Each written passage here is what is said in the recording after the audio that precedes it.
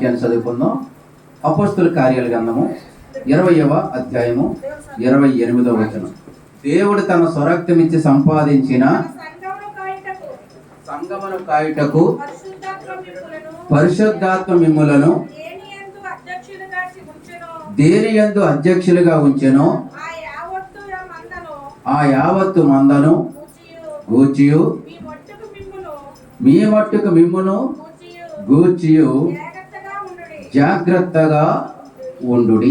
సంఘము అంటే సంఘము గ్రీక్ భాషలో ఏమన్నారంటే సంఘం అన్న మాటని ఎక్లీషియా అన్నారు. ఏమన్నారు? ఎక్లీషియా అన్నమాట. సంఘము అంటే ఏంటి? లోకములో నుండి వెలుపలకు రావట. లోకములో నుండి వెలుపలకి రావడం సంఘం అంటే. అంచేత సంఘము ఎవరిది? సంఘం మీరు కూడా మాట్లాడాలి, నేను మాట్లాడితే కాదు. సంఘం ఎవరిది? దేవునిది. మరి సేవ చేసేవాళ్ళు ఎవరు? దేవుని ప్రతినిధులు. సేవ చేసేవాళ్ళు ఎవరు?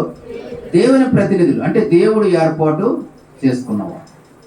సంఘము దేవునిది కాబట్టి ఈ సంఘము దేవుడు అప్పగించినటువంటి బాధ్యతలో దేవుని ప్రతినిధులు జాగ్రత్త కలిగి ఉండాలి. సంఘం దేవుని. మనం చదువుకున్న వాక్య భాగంలో ఏముంది? దేవుడు తన స్వరక్తమిచ్చి సంపాదించుకొనిన సంఘం. అంటే సంఘము కొరకు యేసయ్య ఏం చేశాడు? ప్రాణము పెట్టాడు. ఆయన తన ప్రాణం పెట్టి సంపాదించుకున్న సంఘం ఇది.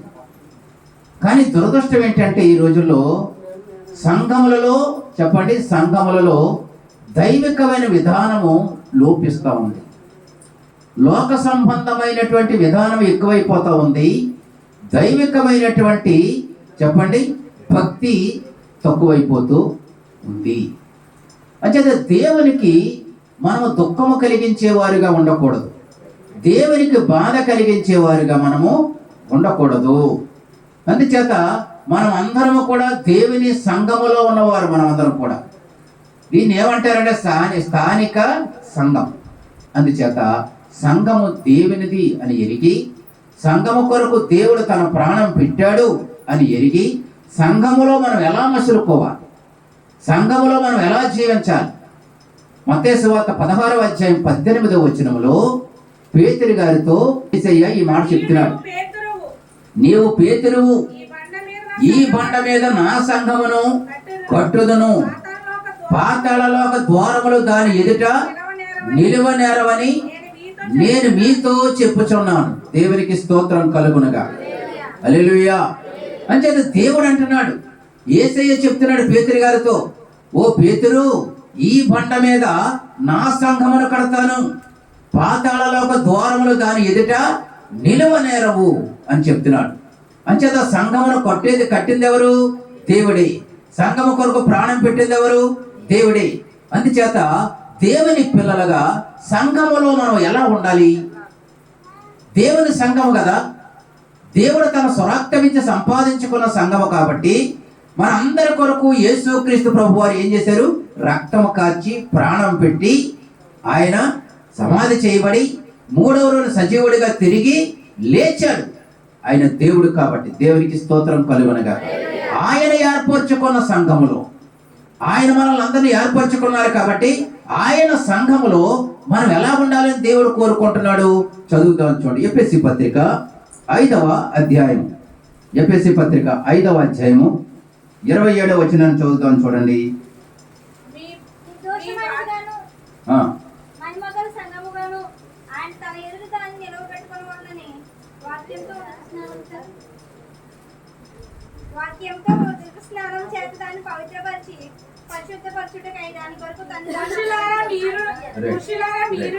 చదువుకున్న వాక్యంలో ఏముంది? సంఘము ఎలాగ ఉండాలని చెప్పి క్రీస్తు సంఘమును ప్రేమించి అది కళంకమైనను ముడతైనను అట్టిది మరి ఏదైనను లేక పరిశుద్ధమైనది గాను నిర్దోషమైనది గాను మహిమగల సంఘముగాను ఆయన తన ఎదుట నిలువ పెట్టుకొనవలెనని వాక్యము చేత ఉదక స్నానముతో దానిని పవిత్రపరిచి పరిశుద్ధపరచుటకై దాని కొరకు తాను ఏం చేశాడు? అప్పగించుకున్నాడు. అంటే సంఘం ఎలా ఉండాలని కోరుకున్నాడు? ప్రభు ఎదుట నిలబడినప్పుడు, పరలోకానికి వెళ్ళినప్పుడు, ప్రభు ఎదుట నిలబడినప్పుడు సంఘం ఎలా ఉండాలని కోరుకున్నాడు? ఆయన పరిశుద్ధముగాను, చదవండి అక్కడ రాయబడిన మాటలు, పరిశుద్ధముగాను నిర్దోషముగాను మహిమ గల సంఘముగాను ఆయన ఎదుట నిలవబడాలి. సంఘం అంటే ఎవరు? విశ్వాసుల గుంపే. విశ్వాసుల సమూహం ఏంటి? సంఘము. సంఘము దేవుని ఎదుట ఎలా ఉండాలంట? పరిశుద్ధముగాను నిర్దోషముగాను ఉండాలని దేవుడు కోరుకుంటూ ఉన్నాడు. అంటే దేవుని సంఘములో ఉన్నటువంటి మనుషులందరూ కూడా, స్త్రీలు కావచ్చు, పురుషులు కావచ్చు, పిల్లలు కావచ్చు, పెద్దలు కావచ్చు, యవనస్తులు కావచ్చు, వృద్ధులు కావచ్చు, ఎవరైనా కానీ ఎలా ఉండాలని దేవుడు కోరుకుంటున్నాడు? పరిశుద్ధముగా ఉండాలి, నిర్దోషముగా ఉండాలి. పరిశుద్ధత లేకుండా ఎవడో ప్రభువును చూడలేడు. పరిశుద్ధత లేకుండా ఎవడో పరలోకానికి వెళ్ళలేదు. అందుచేత ప్రభువుని ఎరిగినటువంటి మనందరి జీవితాలలో మనం ఏమి కలిగిన వారిగా ఉండాలంటే పరిశుద్ధత. పరిశుద్ధత, నిర్దోషము అంటే మనం దోషులుగా ఉండడానికి వీలు లేదు, కానీ నిర్దోషులుగా అంటే నిందించడానికి అవకాశం లేకుండా మనము జీవించాలి. అపవిత్రతకు అవకాశం లేకుండా మనము జీవించాలి. అలా జీవించాలని దేవుడు కోరుకుంటూ ఉన్నాడు. దేవునికి స్తోత్రం కలుగునుగాక. అంటే సంఘమునకు ఎడ్డెవరు? సంఘమునకు ఎడ్డెవరు? క్రీస్తే. యేసు ప్రభు అన్నాడు, ఆయన సంఘమునకు శిరస్సు. మనమంతా ఎవరు అంటే ఆయన శరీరం. మనం ఎవరు శరీరం? మనం యేసయ్య శరీరం. మనం ఆయన శరీరంలో ఎవరు కాలో, ఎవరు ముక్కో, ఎవరు నోరో, ఎవరు మరే భాగం మనకు తెలియదు, కానీ క్రీస్తు శరీరం మనం అందరం కూడా. అంచేత ఈ శరీరాన్ని, క్రీస్తు శరీరం మనం ఎరిగి, నేను దేవుని ఎదుట పరిశుద్ధముగాను నిర్దోషముగాను ఆయన ఎదుట నిలవబడాలని ఎరిగి, ఈ దేహాన్ని మనం ఎలా కాపాడుకోవాలి? పరిశుద్ధముగా, పవిత్రంగా. అందుకని దేవుని సంఘాన్ని కూడా దేవుడు వేడితో పోల్చాడంటే చెప్పండి, వధువుతో పోల్చాడు. ఎవరితో పోల్చాడు? వధువుతో. వధువు అంటే ఎవరు? వధువు అంటే పెండ్లి కుమార్తె. వధువు అంటే ఎవరు? పెండ్లి కుమార్తె. పెళ్ళైన వాళ్ళని వధువు అనరు. పెళ్ళైన వాళ్ళు ఎవరన్నా వధువు అంటారా? అనరు. ఎందుకు? పెళ్ళి అయిపోయింది కాబట్టి. ఇంకా పెళ్ళైన వాళ్ళు ఏమంటారు? స్త్రీ అంటారు. వధువు అంటే ఎవరు? కన్యక. కన్యక తన యొక్క వివాహ గడియ కొరకు ఎలా సిద్ధపడుతుంది? చెప్పండి, ఎంత సిద్ధపాటు కలిగి ఉంటుంది వివాహ గడియ కొరకు, వివాహం కొరకు? తనకి వివాహం నిశ్చయమైందని తెలిసిన దగ్గర నుండి, చెప్పండి, నిశ్చితార్థం జరిగిందని తెలిసిన దగ్గర నుండి ఆమె ఎలా సిద్ధపడుతూ ఉంటుంది చెప్పండి? తన యొక్క రాకుమారుని యొక్క కళలలో, ఊహల్లో తేలిపోతూ ఉంటుంది. ఆ తర్వాత రాకుమారుడు ఏం చేస్తాడు? రాకుమారుడు ఊహల్లో తేలిపోతూ ఉంటాడు. ఒకసారి మీ పెళ్లి ఆ జ్ఞాపకాల్లోకి వెళ్ళండి. ఊహల్లో ఏం చేస్తూ ఉంటారు? తేలుతూ ఉంటారు. తేలుతారా? తేలరా? ఊహలు వస్తాయి రావా? ఆ తర్వాత అమ్మ చెప్పేసి నేను చేసేసుకుంటున్నాను, నాన్న చెప్పేసి చేసేసుకుంటున్నాను, అంతా బాగా ముక్కు మాత్రం కొంచెం పుడుకోవాలి. వయసు చిన్నదే కానీ మనిషి మాటగా ఉంటాడు. బాగానే ఉంది కానీ ఇంకా కొంచెం మేడ పుడుకుంటే బాగున్నాయి. ఎన్ని ఊహలో పోలే, ఎలాగంటే ఉండేలే. పేమెంట్ కొంచెం తక్కువలో కనపడుతుంది. ఆహా, బిల్లు కొంచెం తక్కువలో కనపడుతుందంట. ఎన్ని ఊహలు ఉంటాయి చెప్పండి? అంచేత వధువుకి ఎన్ని ఊహలు ఉంటాయి చెప్పండి? చాలా ఊహలు ఉంటాయి. నన్ను చేసుకోబోయేటువంటి వాడు, నాకు భర్తగా రాబోతున్న వ్యక్తి ఎలా ఉండాలా, అలా ఉండాలా, అలా ఉండాలి కదా. రకరకాల ఊహలు ఉంటాయి, రకరకాల ఆలోచనలు ఉంటాయి, రకరకాల తలంపులు ఉంటాయి. అందుచేత కన్యక ఎలా సిద్ధపడుతుంది? భర్త ఎవరుకుంటే, కాబోయే భర్త ఎవరుకుంటాడు చెప్పండి? పెండ్లి కుమారుడు ఏమనుకుంటాడు? తనకు కాబోయేటువంటి భార్య ఎలా ఉండాలి, అలా ఉండాలి అని తన ఊహల్లో తను ఉంటాడు. అలాగే పెండ్లి కుమార్తె కూడా తన ఊహల్లో తను ఉంటుంది. నాకు కాబోయే భర్త, నాకు రాబోయే భర్త ఎలా ఉండాలి, అలా ఉండాలని ఊహించుకుంటూ ఉంటారు. అందుకే యేసయ్య తన యొక్క మనసులో ఉద్దేశం చెప్తున్నాడు. ఆయన పెండ్లి కుమారుడిగా తన ఉద్దేశం చెప్తున్నాడు. ఏమని చెప్తున్నాడు? క్రీస్తు నేను మిమ్మల్ని ప్రేమించాను, నేను మీకు కొరకు ప్రాణం పెట్టాను. అయితే ఓ సంగమా, నీవు నా ఎదుట నిలబడినప్పుడు ఎలా ఉండాలంటే పరిశుద్ధముగా ఉండాలి, నిర్దోషముగా ఉండాలి. ముడత గాని, కళంకం గాని, మరి ఏ లోపము కూడా నీలో ఉండకూడదు. అలాగే పెళ్లి చేస్తున్న పెళ్లి కుమారుడికి ఏదైనా లోపం ఉందని తెలిసింది అనుకోండి, ఏం చేస్తారు? అలాగే పెళ్లి కొడుకులో లోపం ఉందని తెలిసింది ఏం చేస్తారు? సమస్యలు. కానీ దేవుడు అంటున్నాడు కదా, ఆయన ఎదుట మనము నిలవబడినప్పుడు మనలో ఏముండకూడదట? ఒక కన్యక ఏ విధముగా అయితే తన శరీరాన్ని కాపాడుకుంటదు, తన శీలమును కాపాడుకుంటదు, అలాగే దేవుని పిల్లలమైన మనము దేవుని ఎదుట నిలబడినప్పుడు అలాగ ఉండాలి. ప్రభు, ఇదిగో నేను ఎంత పరిశుద్ధముగాను అనించముగాను నిర్దోషముగాను నేను నీ సంఘములో పెరిగి ఇదిగో నేను ఎదుట నిలబడ్డాను అని ఆ రోజు చెప్తే ఆయన ఏమంటాడు చెప్పండి? ఎంత సంతోషం, ఎంత ఆనందిస్తాడో తన సంఘాన్ని చూసి. దేవునికి స్తోత్రం కలుగునగాక. అంచేత ఆయన సంఘములో ఉన్నట్టు మనం అందరూ కూడా ఎలా ఉండాలని దేవుడు కోరుకుంటున్నాడు? పరిశుద్ధముగా ఉండాలని. ఈ శరీర పరిశుద్ధతే కాదు, మనం హృదయ శుద్ధి కలిగిన వారుగా ఉండాలి. హృదయ శుద్ధి గలవారు ధన్యుల వారు దేవుని చూస్తారు వాక్యంలో ఉన్నది. దేవుడు పరిశుద్ధత కాబట్టి, పరిశుద్ధుడు కాబట్టి ఆయన కూడా మనం పరిశుద్ధులుగా ఉండాలని కోరుకుంటూ ఉన్నాడు. కాబట్టి మనం పరిశుద్ధత కలిగిన బిడ్డలుగా మనము ఈ లోకంలో జీవించవలసిన వారమై ఉన్నాం. అంతేకాకుండా నిర్దోషముగా ఉండాలి. ఎవరు నిందించడానికి ఏ విషయంలోనూ కూడా అవకాశం ఇవ్వకూడదు. మనం అలాగే మనం జీవించాలని దేవుడు కోరుకుంటూ ఉన్నాడు. అందుకని సంఘము కొరకు ఆయన ఏం పెట్టాడు చెప్పండి? ప్రాణము పెట్టాడు. సంఘము కొరకు ఏం చేశాడు? ఆయన తాను అప్పగించేసుకున్నాడు. ఆయన విలువ పెట్టుకున్నాడు మనలను, విలువ పెట్టి విమోచించాడు మనలను. అందుచేత దేవుని పిల్లలుగా ఆయన సంఘములో మనం ఎలా ఉండాలి చెప్పండి? పరిశుద్ధత కలిగిన బిడ్డలుగా మనము జీవించాలి. పరిశుద్ధత అంటే ఏదో ఒక రోజులో వచ్చేసేది కాదు. ఇది పరిశుద్ధత అంటే ఒక్క రోజులో వచ్చేసేది కాదు. అందుకని పరమగీతాలు అందరూ అంటది, నాకు ఒక చెల్లెలు ఉంది, పెళ్లి చేద్దాం అనుకుంటాం కదా, దానికి ఇంకా వయసు రాలేదు. ఏమి రాలేదంట? వయసు రాలేదు. ప్రభు నమ్ముకుని చాలా సంవత్సరాలు అయిపోయింది. ప్రార్థన చేయడం రాదు ఇంకా కొందరికి, వాక్యం చదవడం రాదు కొందరికి, కొంతమందికి సువార్త చెప్పడం రాదు, నూతన దేవుళ్ళకు నడిపించడం రాదు. దేవుని పిల్లలుగా చాలా సంవత్సరాలు అయిపోయింది ప్రభు నమ్ముకుని. మరి ప్రభు వస్తే ఆయన రాకడికి ఎదురేగే బిడ్డలుగా మనం ఉన్నామా? ఆలోచన చేయాలి. ఎవరి మట్టుకాలం ఆలోచన చేయాలి. మొట్టమొదటి మనం ఏం చేయాలి చెప్పండి? పరిశుద్ధముగాను పవిత్రంగాను నిర్దోషముగాను ఉండాలా. అక్కడక్కడ ఇట్టకూడదు. అక్కడక్కడ ఇటేసేవనుకోండి ఎవరు మనం చెప్పండి? పరిశుద్ధత పోతుంది బయటికి. పరిశుద్ధత ఉంటే మనలో ఇంకా ఒకవేళ ఎవరైనా ఏదైనా చెప్పినా ఆ మాట ఈ మాట నాకు అక్కలేదని ఆ మాట వదిలేయాలి. నేను పరిశుద్ధంగా జీవించాలి, పవిత్రంగా జీవించాలి. పరిశుద్ధతలో నేను ఎదగాల, నేను దేవుని బిడ్డను. అలాగా మనం లోకంలో జీవించగలగాల. దేవునికి స్తోత్రం కలుగునుగాక. హల్లెలూయా. అలాగా ఎదిగిన వారికి ఏమంటారు చెప్పండి? అలా ఎదిగి మనం మంచి సాక్ష్యాన్ని కలిగి ఉండాలని దేవుడు కోరుతున్నాడు. చదువుదాం. కొలస్సీ పత్రిక 4వ అధ్యాయము 5వ వచనాన్ని చదువుకుందాం. కొలస్సీ పత్రిక 4వ అధ్యాయం 5వ వచనం. సమయం పోనీయక సద్వినియోగము చేసుకొనుచు సంఘమునకు వెలిపటి వారి ఎడల జ్ఞానము కలిగి నడుచుకొనుడి. సంఘానికి వెలిపటి వారి ఎడల ఎలా నడుచుకోవాలంటే మనము జ్ఞానము కలిగి. సంఘమునకు వెలిపటి ఉన్న వారు ఎవరు? ప్రభువుని ఎరగని వారు, ప్రభువును నమ్మని వారు, ప్రభువు కోసం తెలియనటువంటి వారు. అలాంటి ప్రజల మధ్యలో మనం ఎలా ఉండాలని దేవుడు కోరుతున్నాడు చెప్పండి? జ్ఞానము కలిగి నడుచుకోమని దేవుడు చెప్తున్నాడు. సంఘమునకు వెలిపటి వారి ఎడల, ఎవరి ఎడల?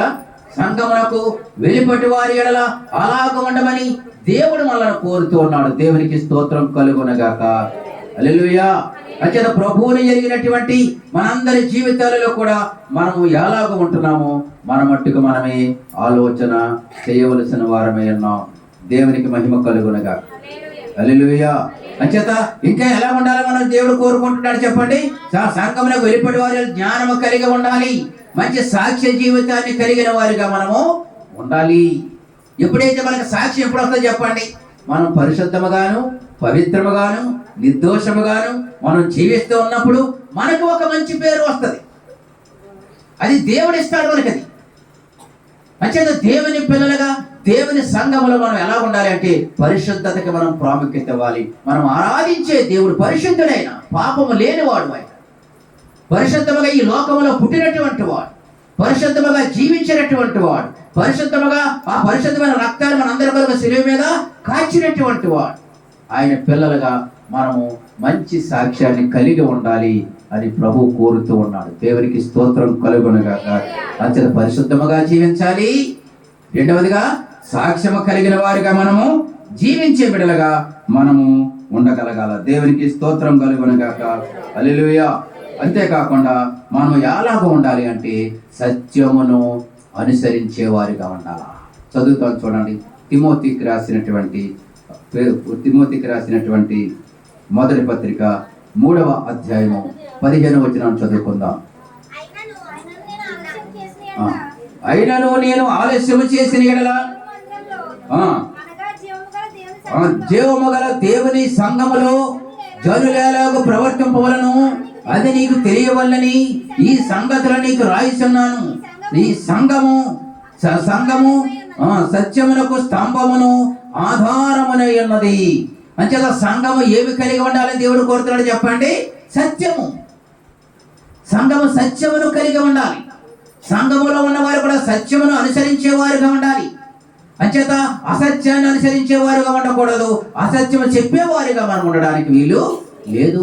సంఘానికి బేస్ ఏంటి చెప్పండి? సత్యము.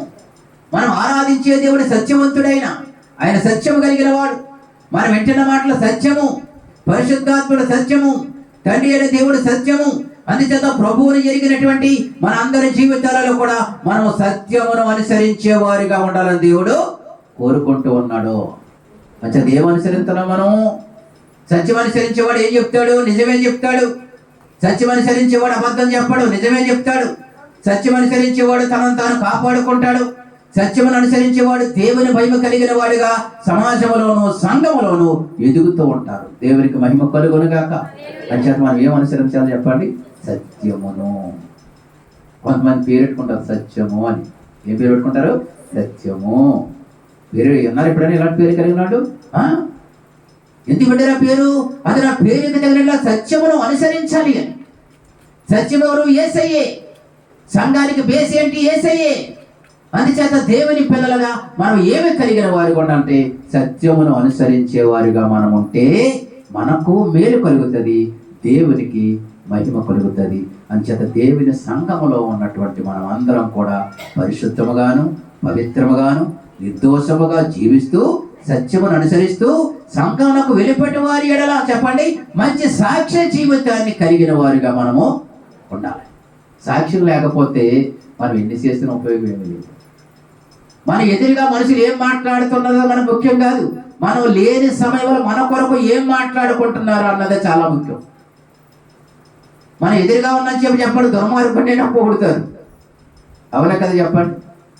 దేవుని పిల్లలుగా ఎలాగ ఉండాలో మనం ఆలోచన చేయండి. సంఘములకు వెళ్ళిపట్ట మనం ఏం కలిగి ఉండాలి? సాక్ష్యం కలిగి ఉండాలి. అంటే ప్రభువుని ఎరగని వారు, నమ్మని వారు అనేకులు ఉన్నారు. కాబట్టి వారు ప్రభువుని ఎరగాలి అన్నా, ప్రభువుని నమ్మాలి అన్నా, ప్రభు సన్నిధికి రావాలి అన్నా మన జీవితాలు చూస్తారు వాళ్ళు.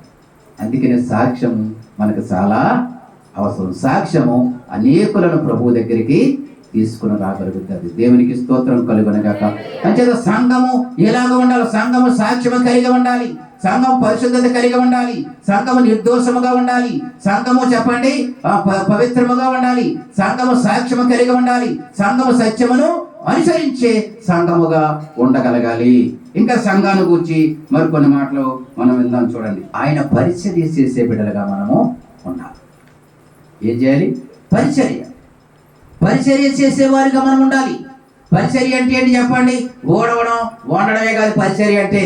పరిచర్య అంటే ప్రార్థన చేయుట, పరిచర్య అంటే వాక్యమును బోధించుట, పరిచర్య అంటే దేవుని సువార్త దేవుని ఎరిగిన ప్రజలకు ప్రకటించుట. అంటే దేవుని ఎరగని ప్రజల మధ్యలోకి మనం ఎవరిని తీసుకుని వెళ్ళాలి? యేసుక్రీస్తును తీసుకుని వెళ్ళి ఆ ప్రజలకు యేసుక్రీస్తు మనం ఏం చేయాలి? పరిచయము చేయాలి.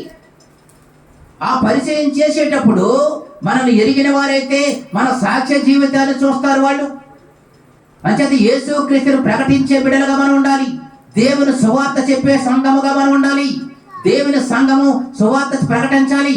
ప్రకటించే సంఘమే అభివృద్ధి చెందే సంఘం. దేవునికి స్తోత్రం కలుగునుగాక. మనకు అన్ని యాక్టివిటీస్ ఎక్కువైపోయాయి. ఏ యాక్టివిటీ తక్కువైపోయిందంటే సువార్త ప్రకటించే యాక్టివిటీ అసలు లేదు మనకి.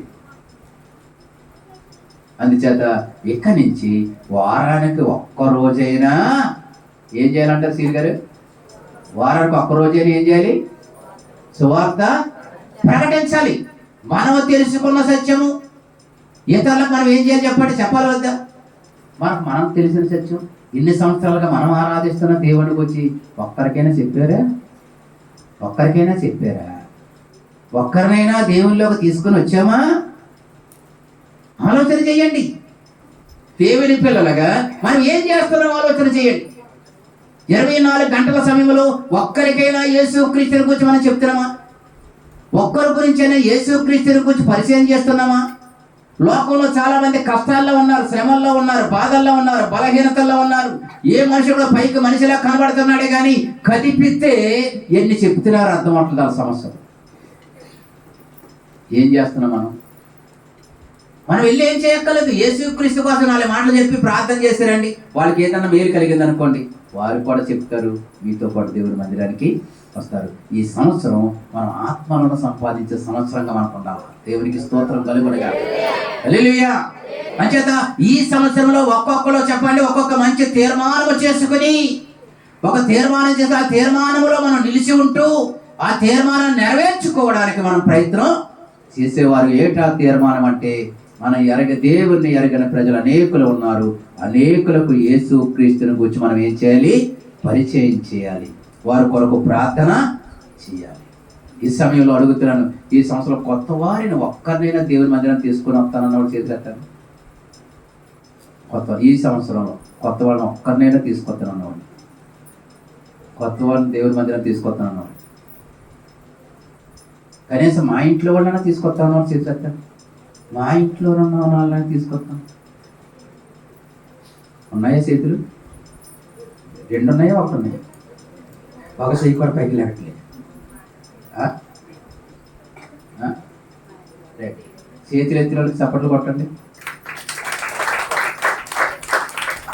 చేతులు ఎత్తలు మీకు మిగిలిన కొట్టుకొని చప్పట్లు. దేవుని పిల్లలుగా అనేక చోట్ల ఉన్నారు మన వాళ్ళు. అనేక చోట్ల మీరు ఉన్నారు. మీరు చేయవలసిన పదే మనం చేయవలసిన పని అది.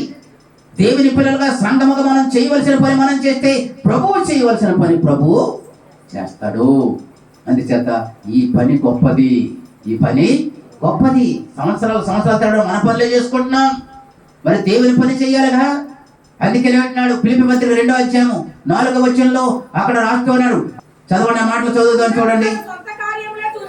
ప్రతి వారును తమ సొంత కార్యములనే చూచుకొనిచున్నారు గాని యేసుక్రీస్తు కార్యములను చూచటలేదు. 4వ వచనం, మీలో ప్రతివాడు తన సొంత కార్యములను మాత్రమే కాక ఇతరుల కార్యములను కూడా చూడవలెను. 4వ వచనం 21వ వచనంలో మాటలున్నాయి. 4వ వచనం 21వ వచనంలో మాటలున్నాయి. ప్రతివారు తమ సొంత కార్యాలు చూసుకుంటున్నారు కానీ ఇతరుల కార్యములను చూచటలేదు. ప్రతివారు తమ సొంత పనులను చూసుకుంటున్నారు కానీ యేసుక్రీస్తు కార్యములను చూచటలేదు. అందుచేత మనము కూడా దేవా ప్రార్థన చేయండి. దేవా నేను కూడా నీ సన్నిధికి నూతన బిడ్డలు నడిపించాలి, నా ఇంటి వారిని నడిపించాలి. ఆ కృప నాకు దయచేతండి, నీ ఎదుట నిలవబెడినప్పుడు నాయన ఇదిగో ప్రభువా, ఇదిగో ఈ 10 మందిని నీ సన్నిధికి తీసుకొచ్చాను, ఇదిగో ఈ 5 నీ సన్నిధికి తీసుకొచ్చాను తండ్రి అనేసి ఆ రోజు మనకు చెప్పుకోవడానికి ఒక అవకాశం. ఆత్మ సంపాదించే వారికి దేవుడు కిరీటము కూడా ఇస్తానన్నాడు. ఏ కిరీటమో తెలుసా? అతిశయ కిరీటము. ఏ కిరీటము? అతిశయ కిరీటము. ఇదిగో ప్రభువా, ఇన్ని ఆత్మలు నేను సంపాదించాను నాయన, ఎంతమందిని నీలోకి నడిపించాను తండ్రి అని ఆ రోజు సగర్వంగా చెప్పుకోవడానికి మనకు ఒక అవకాశం ఉండాలి. ఆ రోజు అతిశయ కిరీటం, అమ్మ రా ఇదిగో ఈ కిరీటం నీకే, తీసుకో, ఈ కిరీటం నువ్వే తీసుకో. అప్పుడు మనం ఏమన్నా తెలుసా? ప్రభువా, ప్రయాసపడింది నేను కాదు నైనా, నీ కృప మాత్రమే ఈ కిరీటానికి యోగ్యుడిని పెట్టి అంటే ఆయన పాదాలు దగ్గర పెట్టామనుకుని వినయంతో ఆయన అంత మురిసిపోతాడు. నా బిడ్డలు ఎంత వినయం కలిగి ఉన్నారు, నా బిడ్డలు ఎంత దీన మనసు కలిగి ఉన్నారు, నా బిడ్డలు నా పనిలో పాలువారయ్యున్నారు అని ఆ రోజు ఆయన ఎంతో ముచ్చట పడిపోతాడు. అందుచేత సంఘము పరిచర్య చేసే సంఘముగా ఉండాలి. ఈ సంఘం ఉండాలి, పరిచర్య చేసే సంఘముగా ఉండాలి. సంఘము అన్ని కార్యక్రమాల్లోనూ పాలుపంపులు పొందాలా. అన్ని కార్యక్రమాల్లో కూడా సంఘ బిడ్డలందరూ పాలుపంపులు పొందాలి. చదువుతాను చూడ వచ్చిన చదువుకుని మిగించుకుందాం. సమయం చాలా అపొస్తలుల కార్యాల గ్రంథము 2వ అధ్యాయం 42వ వచనం. అపోస్తలుల కార్యాల గ్రంథం 2:42 చదువుదాం. వీరు అపోస్తలుల బోధ యందును సహవాసమందును రొట్టె విరుచుట యందును ఎడతెగక ఉన్నారట. వీళ్ళు ఏం చేశారంట? వీరు అపోస్తలుల బోధ యందును సహవాసమందును రొట్టె విరుచుట యందును ప్రార్థన చేయట యందును ఎడతెగక ఉన్నారు. సంఘము ఈ అన్ని కార్యక్రమాల్లో పాలుపంపులు పొందాలా. సంఘము ద్వారా జరిగే ప్రతి కార్యక్రమంలోనూ కూడా సంఘ బిడ్డలందరూ పాలుపంపులు పొందాలా. అందరూ పాలుపంపులు పొందాలా. అందరం వెళ్ళి ఆ కార్యములలో పాలుపంపులు పొందుతుంటే దేవునికి మహిమ, దేవునికి మహిమ. మనం మొన్న ఆ క్రిస్మస్ క్యారోల్స్ పెట్టాం. క్యారోల్స్ పెట్టి వెళ్తా ఉంటే నా దగ్గర ఒక 2-3 అంటున్నారు, ఈ కార్యక్రమాలు బాగా జరిగాయండి, చూసామండి. సుమలత గారు మనకి వ్యాన్ పెట్టారు. సుమలత గారు చెప్పడం కూడా మర్చిపోయాము. వ్యానాలు ప్రమేయించారు. ఈ సంవత్సరం ఇంకా 3-4 వ్యాన్లు పెట్టుకుని 2-3 రోజులు మనం అలాగా దేవుని సువార్త ప్రకటిస్తూ ఉంటే అనేకులు చూసి సంతోషిస్తారు. దేవునికి స్తోత్రం కలుగునగాక. ప్రతి కార్యక్రమంలో మనము ఉండాలి, మన కుటుంబం ఉండాలి. దేవుడు మనకి ఇచ్చినటువంటి ధనాన్ని కూడా ఆయన కార్యములలో మనం ఏం చేయాలి చెప్పండి? ఖర్చు చేసేవారిగా మనము ఉండగలగాలి. ఎందుకంటే కార్యక్రమాలంటే ఊరకన మాటలతో అయిపోవుగా. దేవుని పిల్లలుగా అచేత వీళ్ళు ఎలా ఉన్నారట? ఆది సంఘంలో ఎలా ఉన్నారట? వారు చెప్పండి, వారు అపోస్తలుల బోధ యందును సహవాసమందును రొట్టె విరుచుట యందును ప్రార్థన చేయుట యందును ఎడతెగక ఉన్నారు. కాబట్టి వారు వెళ్ళిన ప్రతి చోట దేవుడి కార్యాలు జరిగిస్తూనే ఉండేవారు. వారు వెళ్ళిన ప్రతి చోట ప్రార్థన చేస్తే చాలు, సంఘంలో ఉన్న వారు ప్రార్థన చేస్తే చాలు, కార్యాలు జరిగిపోయి, సేవకులు ప్రార్థన చేస్తే చాలు, అద్భుతాలు జరిగిపోయేవి. అంత అద్భుతమైన కార్యాలు జరిగాయి అంటే ఆ రోజు సంఘం అంతా కూడా ఎలాగో సమిష్టిగా ఉన్నది. సంఘం అంతా కూడా సేవకుల మాట వింటూ ఉంది. సంఘము సేవకులందరూ కలిసి దేవుని మాట వింటూ ఉన్నారు, దేవుని మాటకు లోబడుతూ ఉన్నారు. అంచేత దేవుని కార్యాలు ఘనముగా బలముగా దేవుడు జరిగించాడు. అన్యజనులు అందరి చేత వారికి ఏం కలిగిందని చెప్పండి? గొప్ప కార్యాలు, గొప్ప సాక్ష్యము, ఘనత దేవుడు ఇచ్చాడు. దేవునికి స్తోత్రం కలుగునుగాక. హల్లెలూయా. అంచేత దేవుని సంఘముగా, సంఘములో ఉన్న మనము ఎలా ఉండాలి? మొదటగా పరిశుద్ధముగా, పవిత్రంగా, నిర్దోషముగా, సత్యమును అనుసరించే బిడ్డలుగా మనము ఉండాలి. సంఘమునకు వెలుపటి వారి ఎడల మంచి సాక్ష్యము కలిగిన బిడ్డలుగా మనము ఉండాలి. అలాగనే సంఘ పరిచర్య చేసే బిడ్డలుగా మనము ఉండాలి. అంతేకాకుండా ఇతరులకు సహాయం చేసేవారిగా కూడా సంఘం ఉండాలి. ఇతరులకు ఏం చేయాలి? సహాయం. సహాయం. ఇతరులకు ఏం చేయాలి చెప్పండి? సహాయం. సహాయం చేయాలి. ఎవరికి చేయాలి సహాయము? ఎవరికైతే అవసరతలు ఉన్నాయో, ఎవరికైతే ఇబ్బందులు ఉన్నాయో, ఎవరైతే చెప్పండి ఆ పేదరికములో పడి అలాగ నలిగిపోతూ ఉన్నారో, అలాంటి పేదరికములో ఉన్న వారికి వారు ప్రభువుని ఎరిగారా ఎరగలేదా అన్నది మనకు ముఖ్యం కాదు. కానీ ఆ ఆకలేసి వాడికి కొంచెం అన్నం పెట్టడమే ముఖ్యమైన పని. దేవునికి స్తోత్రం కలుగునుగాక. హల్లెలూయా. అంటే అతను ప్రభువును నమ్మాడా నమ్మలేదా అన్న విషయం కాదు మనకు కావలసింది. అతను ఆకలి తీర్చామా లేదా, చేయగలిగిన సహాయం ఏదైనా చేసామా లేదా, అతనికి ఏదైనా పెట్టామా లేదా. ఇలాంటి పనులు ఎవరు చేస్తారో మానవత్వం ఉన్న మనుషులే చేస్తారు. దేవుని పిల్లల మానవత్వం కలిగిన వారుగా ఉంటారు. దేవునికి మహిమ కలుగునుగాక. హల్లెలూయా. నాకు ఎంత ఉంది అంత ఉందని చెప్పుకోవడానికి కాదు, కానీ దేవుని పిల్లలుగా మనం ఎవరికైనా ఏదైనా పెట్టగలిగితే, ఎవరికైనా ఏదైనా సహాయం చేయగలిగితే, అవసరతలో ఉన్న వారికి ఏదైనా ఇవ్వగలిగితే దేవుడు సంతోషించి మనం చేసిన వాటికంటే శ్రేష్టమైన ఆశీర్వాదాలు దేవుడు మనకి అనుగ్రహించు దేవుడే అన్నాడు. అందుకని అంటున్నాడు, అందుకని గలతీ పత్రికలో అంటాడు కదా, ఇదిగో మేలు చేయటి అందరూ ఇసుకోవద్దు, విశేషంగా సంఘములో ఉన్న వారికి చేయాలి, సంఘములకు వెళ్ళిపోవటం ఉన్న వారికి కూడా చేయాలి. 2 మాటలు చెప్పి ముగిస్తాను. నేను మన సహోదరి కాకినాడలో ఉంటున్నారు. ఒక సహోదరి ఉందేమో, నేను వాళ్ళ ఇంటికి వెళ్ళాను. నేను ఇజ్రాయేల్ గారిలో వెళ్తే ఆ సహోదరి 10 మంది వచ్చారు. అయితే ఆ సహోదరి తర్వాత ఇంటికి వెళ్తా ఫోన్ చేసి నాతో మాట్లాడుతూ ఉంటే సంఘంలో కార్యక్రమాలు ఎలా జరిగాయమ్మా అన్నాను. ఆమె చెప్తా ఉంటే నాకు చాలా ఆశ్చర్యం అనిపించింది. వాళ్ళ సంఘములో ప్రతి సంవత్సరం క్రిస్మస్కి, నూతన సంవత్సరానికి లక్షల రూపాయలు పేదలకి ఇస్తున్నారు. పేదలంటే చర్చిలో ఉన్నవాళ్ళు కాదు, బయట ప్రభువుని ఎరగని వాళ్ళు, లేవలేని స్థితిలో ఉన్న వాళ్ళకి, పరిస్థితులు బాగోని వాళ్ళ కొరకు వాళ్ళకి వంట సామాన్లు ఇస్తున్నారు, కిరాణా సామాన్లు ఇస్తున్నారు, కొంత ధనాన్ని ఇస్తున్నారు. వాళ్ళ పిల్లల చదివంతే దత్తత తీసుకుంటున్నారు. ఈ సంవత్సరం చర్చిలో ప్రకటన చేశారంటే డిసెంబర్ మొదటి వారంలో.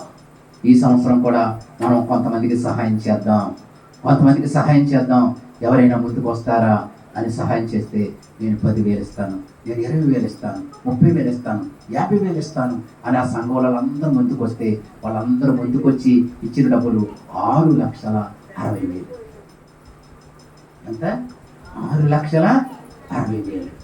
ఆ తర్వాత వచ్చిన వాళ్ళకి మనం ఏమైనా సామాన్లు ఇద్దాం, దుప్పట్లు ఇద్దాం, రగ్గులు ఇద్దాం, అలాగే బియ్యం ఇద్దాం, కిరాణా సామాన్లు ఇద్దాం అంటే అందరూ మళ్ళా మూటలు పట్టుకొచ్చారట. 6 కుటుంబాలు దొరికాయి ఈ సంవత్సరం. 6 కుటుంబాలకి 3 నెలలు సరిపడగా కిరాణా సామాన్లు ఇచ్చేశారు. ఒక్కో కుటుంబానికి 1,10,000 ఇచ్చారట. ఎంత? ఒక్కో కుటుంబానికి 1,10,000. వాళ్ళు ఏమైనా ప్రభువు ఎరిగిన వాళ్ళ చుట్టాల బంధువులు ఎవరో కాదు, లేవలేని స్థితిలో, వాళ్ళ అవసరాలు తీర్చబడలేని స్థితిలో, పడిన స్థితిలో ఉన్నారు, పిల్లలు చదివించుకోలేని స్థితిలో ఉన్నారు, అనారోగ్యాలతో ఉన్నారు. అలాంటి వారికి సంఘం ఏం చేసింది చెప్పండి? ఆ సంఘము నేను ఇంతవరకు వినలేదు. అక్కడ మనం ఏదో కొద్దిగా చేస్తున్నాం కానీ ఎంత స్థాయిలో చేయడం అంటే నేను ఇంతవరకు వినలేదు. చాలా ఆశ్చర్యం అనిపించింది, అద్భుతం అనిపించింది. వారు నిజంగా దేవునికి భయపడి బ్రతుకుతున్నారనిపించింది. దేవునికి మహిమ కలుగునగాక, దేవునికి ఘనత కలుగునగాక. హల్లెలూయా. అందుచేత ప్రభువుని ఎరిగినటువంటి మన అందరి జీవితాలలో కూడా మనకు కూడా ఏం చేయాలి చెప్పండి? బలహీనులకు సహాయం చేసేవారిగా, అవసరతలు తీర్చబడిన వారికి అవసరతల్లో పాలు పంపులు పొందేవారిగా మనం ఉండగలిగితే, చేయగలిగితే దేవునికి మహిమ కలుగుతుంది, దేవునికి ఘనత కలుగుతుంది. అందుచేత దేవుని సంగమా మనం ఎలా ఉంటున్నాం మనం ఆలోచన చేయాలి. మన పరిస్థితులు మారుతాయి. ఒకప్పుడు వాళ్ళందరి పరిస్థితులు సామాన్యమైన పరిస్థితులే. ఈరోజు వారు ఉన్నతమైన స్థానంలోకి రాగలిగారు. మంచి ఆఫీసర్లు ఉన్నారు ఆ సంఘంలో, మంచి ఉద్యోగస్తులు ఉన్నారు ఆ సంఘంలో, మంచి వ్యాపారస్తులు ఉన్నారు ఆ సంఘంలో. వారందరూ ముందుకు వచ్చి సహకరిస్తూ ఉంటే దేవుని కార్యాలు ఘనముగా జరిగిపోతూ ఉన్నాయి. ప్రకటన చేసిన వారంలోనే 2,50,000 వచ్చిందట. పేదలకు సహాయం చేయండి, ఇదిగోనండి పేదలకు పెట్టండి. దేవుని పిల్లలుగా మనం పేదరికం నుంచి బయటికి రావాలా? మన బిడ్డలు దీవించబడే బిడ్డలుగా ఉండాలా? మన కుటుంబాలు ఆశీర్వదించబడిన కుటుంబాలుగా ఉండాలా? మనం కలిగి ఉన్నదా మనం గట్టిగా పట్టుకోవడం కాదు, కానీ మనకు కలిగి ఉన్న దాంట్లోంచి దేవునికి, ఆయన పరిచర్యకి, పేదలకు సహకరించే బిడ్డలుగా మనం ఉంటే మనం చేసిన దాన్ని బట్టి ఒకనొక రోజు దేవుడు మనల్ని ఏం చేస్తాడు? దీవిస్తాడు, ఆశీర్వదిస్తాడు. వారిని దీవించిన దేవుడు మనలను కూడా దీవిస్తాడు, ఆశీర్వదిస్తాడు. అందుచేత ప్రభువుని ఎరిగినటువంటి మనందరి జీవితాలలో దేవుని బిడ్డలు ఉన్న సంగతి మనం మర్చిపోకుండా దేవుని మహిమపరిచే పనులు చేస్తూ దేవుని మహిమపరిచే రీతిగా మనం జీవిస్తే దేవుడు మనల్ని దీవిస్తాడు, ఆశీర్వదిస్తాడు. అట్టి కృప, అట్టి ఆశీర్వాదము ప్రభు మనందరికీ అనుగ్రహించును గాక. ప్రార్థన చేసుకుందాం. ప్రేమగల మా తండ్రి, కృపగల మా యేసయ్య, దయగలిగిన మా తండ్రి, మీకు వందనాలు. వినని మీ మాటలు మనందరికీ ఆశీర్వాదకరంగా చేయండి. ఈ మైక్ ద్వారా ఎంతమంది బిడ్డలైతే విన్నారో వారందరికీ ఆశీర్వాదకరంగా చేయండి. మీ మహిమ కొరకు దీవించి ఆశీర్వదించాలి. యేసు నామమున అడిగి వేడుకొనుచున్నాను పరమ తండ్రి, ఆమేన్.